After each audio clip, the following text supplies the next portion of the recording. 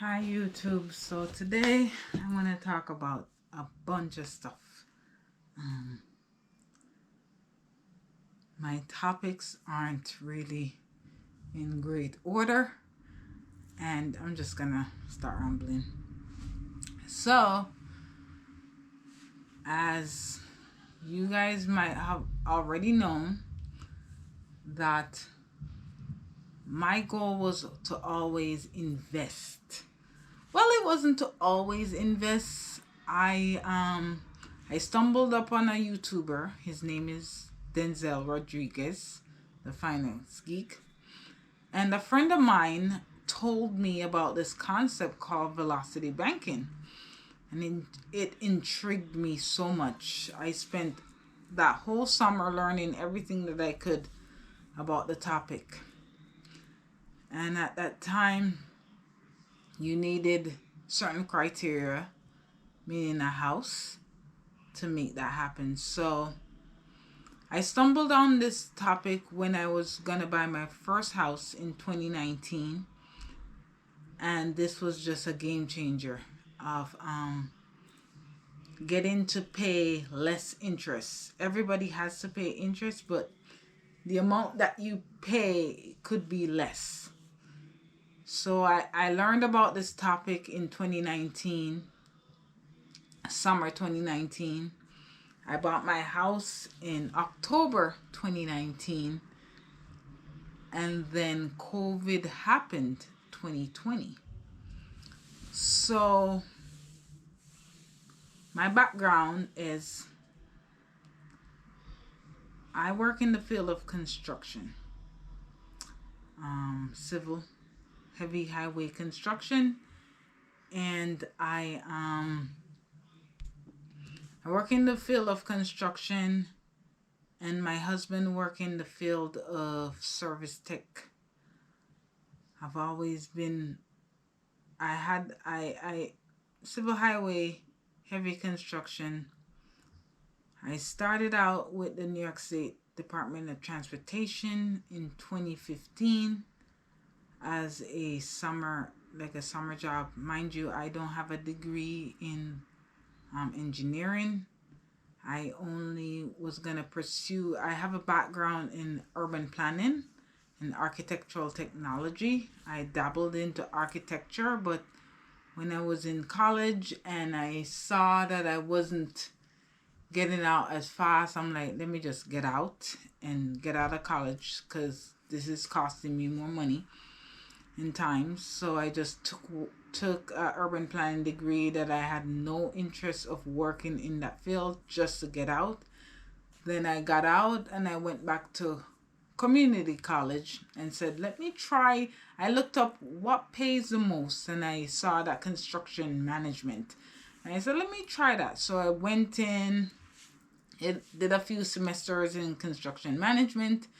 Then I saw that the DOT was doing an internship at my college. Not an internship, but they were just hiring. So I went in and I interviewed. Oh my God. I interviewed for another job, and the engineer in charge, the EIC, was at the DOT field office, and for some reason he referred me to the DOT. This was in Buffalo in 2015, and they called me May 2015, and I worked on a very cool project, connection to the Peace Bridge in Buffalo, New York, where we were putting in a whole brand new roadway. It was so exciting to me. And at that time, I was getting $15 an hour. I was working my ass off. But it was very exciting and I loved it. And I'm like, okay. At that time, the way to make more money in the field was to get a NYSED. I didn't know what the hell that was. So I got invited to work every season with the DOT until 2016. And I seriously just got my NYSED in 2018. When I got my NYSED, I moved from $15 an hour to about $32 an hour. That was where I started to make the most money in my life. Now, 2018, I got pregnant with my daughter.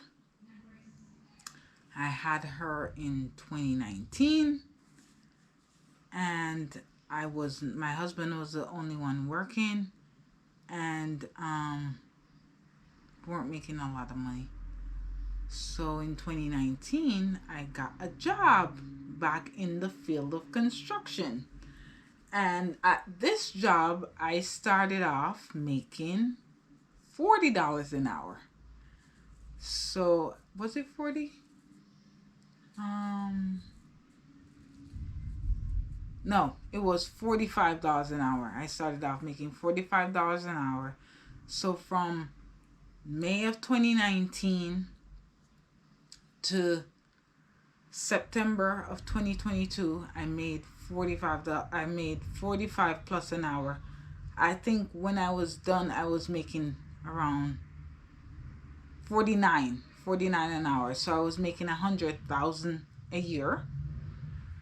And then I left that job and I went to work with Parsons, making $48 an hour. So I took a dollar pay cut, and at Parsons I was working 12 hours a day, 7 days a week.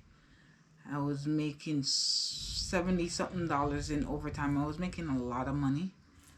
And then I stayed with Parsons until July of 2022, and then I got picked up by AECOM.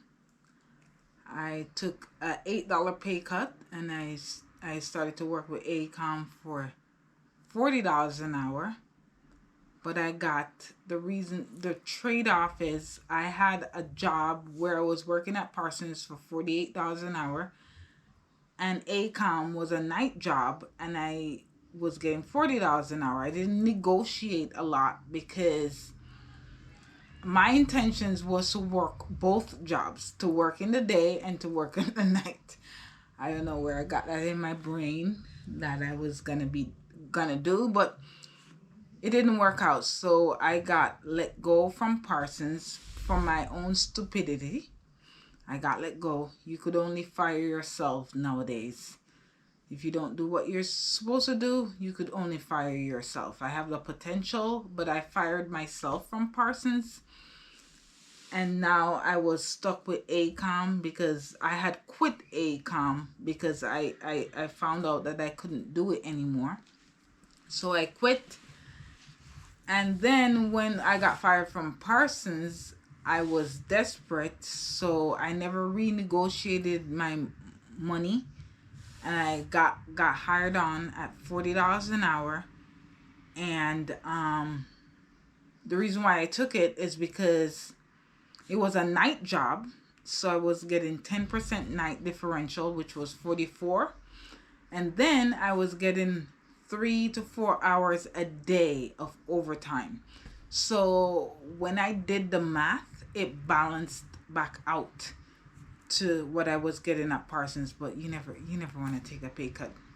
So I was there at the night job for a year until my contract was ending, and so I started looking for a job again.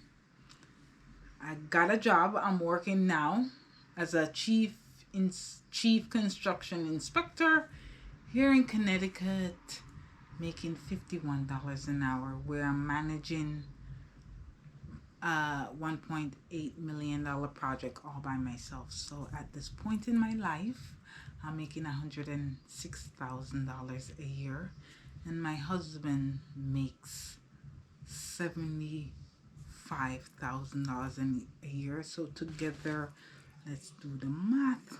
I'm not good at math. 106 plus 75.